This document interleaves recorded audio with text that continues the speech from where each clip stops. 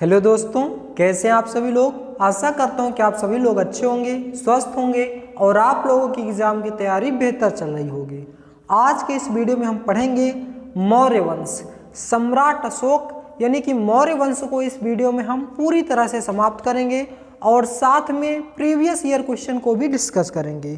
तो आइए स्टार्ट करते हैं बिना देरी किए हुए। मौर्य वंश के संस्थापक चंद्रगुप्त मौर्य थे। मौर्य वंश के संस्थापक कौन थे? चंद्रगुप्त मौर्य थे। चंद्रगुप्त मौर्य के पुत्र का नाम बिंदुसार था और जिसके दो पुत्र थे, सुशील और अशोक। चंद्रगुप्त मौर्य के गुरु का क्या नाम था? चाणक्य था। तो चाणक्य किनके गुरु थे? चंद्रगुप्त मौर्य के। चाणक्य की सहायता से चंद्रगुप्त मौर्य ने नंद वंश के शासक घनानंद को पराजित करके मौर्य वंश की स्थापना की थी। तो चाणक्य की सहायता से चंद्रगुप्त मौर्य ने नंद वंश के शासक घनानंद को पराजित करके मौर्य वंश की स्थापना की थी। चाणक्य को विष्णुगुप्त तथा कौटिल्य के नाम से भी जाना जाता है। चाणक्य को विष्णुगुप्त तथा कौटिल्य के नाम से भी जाना जाता है और अर्थशास्त्र चाणक्य के द्वारा लिखी गई पुस्तक है। बहुत ही इंपॉर्टेंट है, कई बार एग्जाम में पूछा गया है कि अर्थशास्त्र किसके द्वारा लिखी गई है, तो चाणक्य की प्रसिद्ध पुस्तक है। चाणक्य चंद्रगुप्त मौर्य के प्रधानमंत्री थे और मौर्य साम्राज्य में प्रचलित मुद्रा क्या थी? पर्ण थी। मौर्य साम्राज्य में प्रचलित मुद्रा पर्ण थी और चंद्रगुप्त मौर्य ने सबसे पहले पाटलिपुत्र को अपनी राजधानी बनाया था। सेल्यूकस निकेटर के राजदूत का नाम मेगास्थनीज था और मेगास्थनीज ने इंडिया नामक पुस्तक लिखी थी। चंद्रगुप्त की मृत्यु के बाद बिंदुसार गद्दी पर बैठा था, जिसका दूसरा नाम अमित्रघात, वारिसार और भद्रसार था। बिंदुसार के शासनकाल में ही तक्षशिला में विद्रोह हुआ था, जिसे दबाने के लिए बिंदुसार ने अपने पुत्र अशोक को भेजा था। तक्षशिला मौर्य काल में शिक्षा का सर्वाधिक प्रसिद्ध केंद्र था। तो मौर्य काल में शिक्षा का सर्वाधिक प्रसिद्ध केंद्र कौन था? तक्षशिला विश्वविद्यालय था। इसके बाद अशोक अगला शासक बना था 269 बीसी से 232 बीसी तक। तो इसका जन्म, अशोक का जन्म 304 बीसी में हुआ था। इसके पिता का नाम बिंदुसार था और माता का नाम था शुभडांगी। इसके नाम के अभिलेख कहाँ कहाँ मिले हैं? मास्की कर्नाटक में मिले हैं, उदयगोलान कर्नाटक में मिले हैं और नेट्टूर कर्नाटक में और गुर्जरा मध्य प्रदेश में इसके नाम के अभिलेख मिले हैं। अभिलेख क्या होता है? ऐसा साक्ष्य जो अपने आने वाली पीढ़ियों के लिए छोड़ा जाता है, अभिलेख होता है। मतलब कहा जाता है कि पहले राजा महाराजा अपने नाम से या अपना परिचय जो था उसको बड़े बड़े पत्थरों में लिखवा देते थे, जिसके आने वाली उनकी संतानें उस पत्थर को देख करके अनुमान लगा सकती थी कि उनके पूर्वज कैसे हुआ करते थे। तो उसे ही अभिलेख कहा जाता है। कहा जाता है कि पूरे मौर्य वंश में अशोक सबसे महाप्रतापी शासक था और अशोक ने खुद को मगध का सम्राट बताया था। अशोक के अभिलेख को किसने खोजा था? बहुत ही महत्वपूर्ण पॉइंट है। इसे टी फैथलर ने खोजा था 1750 में। तो अशोक के अभिलेख को टी फैथलर ने 1750 में खोजा था और सबसे पहले इसे पढ़ा किसने था? जेम्स प्रिंसेप ने 1837 में इसे पढ़ा था।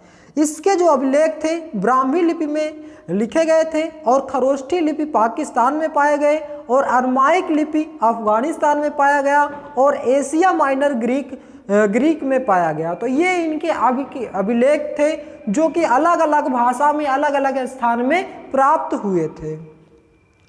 अशोक अपनी पत्नी कारुवाकी से बहुत प्रभावित थे। अशोक के पुत्र का नाम कुणाल था जो अगला शासक बना था। अशोक के शिलालेखों की संख्या कितनी थी? टोटल 14 थी।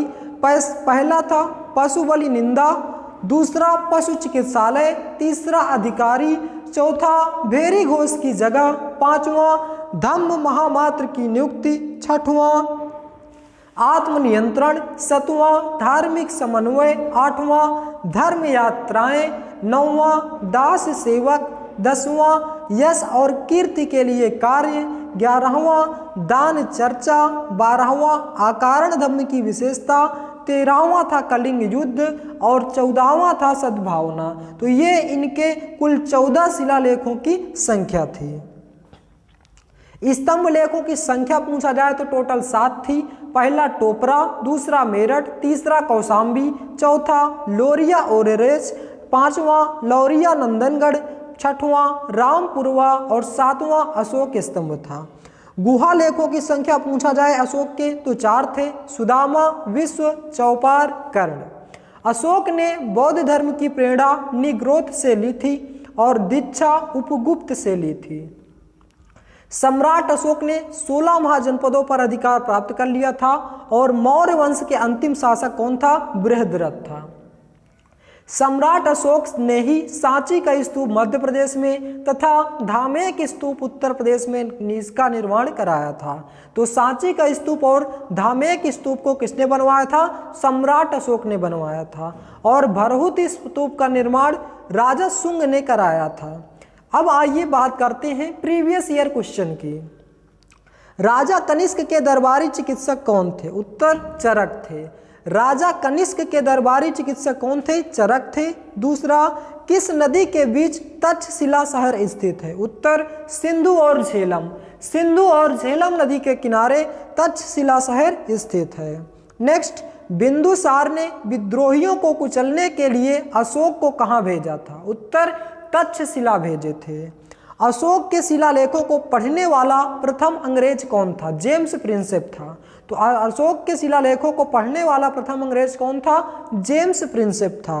नेक्स्ट, कनिष्क के शासन काल के दौरान कौन सी बौद्ध संगीत आयोजित की गई थी? उत्तर चौथी बौद्ध संगीत। कनिष्क के शासन काल के समय चौथी बौद्ध संगीत आरंभ की गई थी। सांची का स्तूप किसने बनवाया था? तो राजा अशोक ने सांची का स्तूप बनवाया था। और चरक संहिता किससे संबंधित है? चिकित्सा से। चरक संहिता किससे संबंधित है? चिकित्सा से। किसे देव नाम प्रिय या देवप्रिय नाम प्रियदर्शी भी कहा जाता है? उत्तर सम्राट अशोक को। सम्राट अशोक को देव नाम प्रिय या देव नाम प्रियदर्शी भी कहा जाता है। अशोक के प्रधान शिलालेखों में सबसे बड़ा शिलालेख कौन सा है? उत्तर 13वां शिलालेख। कुल 14 शिलालेखों की संख्या है, जिसमें से 13वां शिलालेख अशोक का सबसे बड़ा शिलालेख माना जाता है। अशोक के आक्रमण के दौरान कलिंग की राजधानी क्या थी? उत्तर तोसाली थी। तो अशोक के आक्रमण के समय कलिंग की राजधानी क्या थी? तोसाली थी। मौर्य साम्राज्य में प्रचलित मुद्रा का क्या नाम था? पर्ण। तो पर्ण मौर्य साम्राज्य में प्रसिद्ध मुद्रा थी। मेगास्थनीज ने की पुस्तक का क्या नाम था? उत्तर इंडिका। मौर्य साम्राज्य की स्थापना किसने की थी? चंद्रगुप्त मौर्य ने की थी। कुषाण मूलतः कहाँ के निवासी थे? चीनी तुर्किस्तान के थे। और कौटिल्य या चाणक्य किसके प्रधानमंत्री थे? चंद्रगुप्त मौर्य के। कौटिल्य या चाणक्य किसके प्रधानमंत्री थे? चंद्रगुप्त मौर्य के थे। कनिष्क के शासनकाल के दौरान कौन सा प्रसिद्ध आयुर्वेद विद्वान रहता था? चरक। चरक कनिष्क के शासनकाल के समय आयुर्वेद के प्रसिद्ध विद्वान थे। सम्राट अशोक का कौन सा शिलालेख कलिंग पर उसके विजय का उल्लेख करता है? उत्तर 13वां शिलालेख। वह शासक कौन था जिसने राज सिंहासन पर बैठने के लिए अपने बड़े भाई सुसीम की हत्या कर दी थी? उत्तर सम्राट अशोक था। सम्राट अशोक ने अब राज सिंहासन पर बैठने के लिए अपने बड़े भाई सुसीम की हत्या कर दी थी। प्राचीन भारत में के महान व्याकरणविद पतंजलि किसके समकालीन थे? उत्तर पुष्यमित्र शुंग के समकालीन थे। मौर्य वंश का अंतिम शासक कौन था? उत्तर बृहद्रथ था। तो मौर्य वंश का अंतिम शासक पूछा जाए तो कौन था? बृहद्रथ था। सम्राट अशोक ने बौद्ध धर्म की प्रेरणा किससे ली थी? उत्तर निर्गोध से ली थी। सम्राट अशोक के अभिलेखों को सबसे पहले किसने खोजा था? तो टी फैथलर ने खोजा था 1750 ईस्वी में। सम्राट अशोक को सबसे ज्यादा प्रभावित करने वाली उनकी पत्नी का क्या नाम था? उत्तर कीरुआकी था।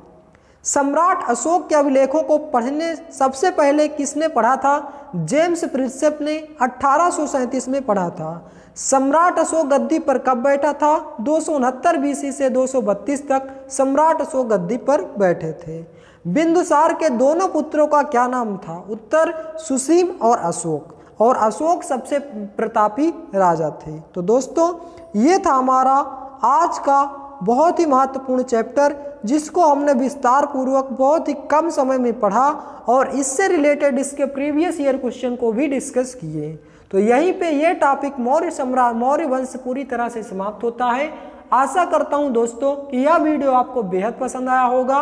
यदि आप हमारे चैनल पर नए हैं तो चैनल को सब्सक्राइब करें, वीडियो को लाइक करें और ज़्यादा से ज़्यादा शेयर करें। वीडियो को पूरा देखने के लिए बहुत बहुत धन्यवाद।